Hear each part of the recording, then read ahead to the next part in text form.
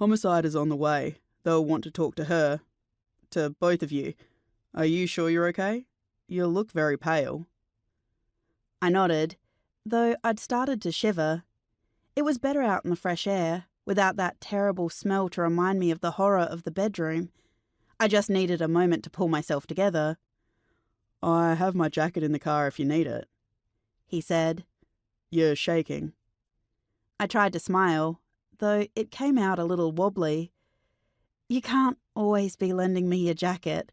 I might forget to return it again, and then how would you win the Best Dressed Policeman award? An answering smile softened his stern expression. I can't win it every year. It makes the other officers jealous. Besides, it would give me an excuse to visit you again. I looked down at my feet. He hadn't seemed to be in any hurry to visit me again. You're always welcome, I said.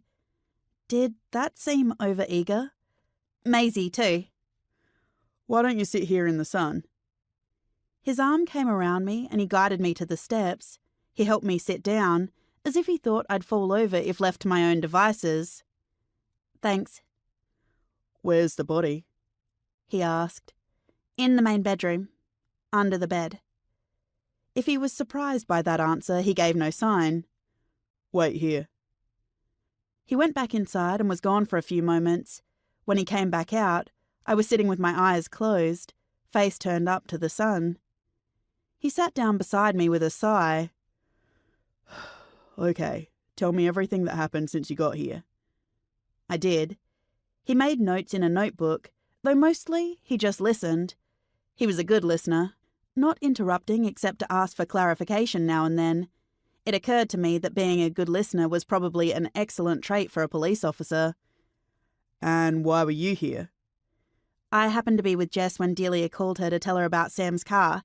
She asked me to come with her to the house. I think she realised even then that something terrible had happened. He was quiet, gazing out unseeing at the street. He was so close I could feel the warmth of his body and smell the clean, fresh scent of his aftershave. He put his notebook away. It's good to see you again. I spent a week in Sydney on a training course, and I've been pulling double shifts since I got back. Work's been crazy. Was he trying to apologise for the lack of contact? I sneaked a sidelong glance at his strong profile and tried to think of something to say that showed I was an independent woman who most certainly hadn't counted the number of texts he'd sent since our last date.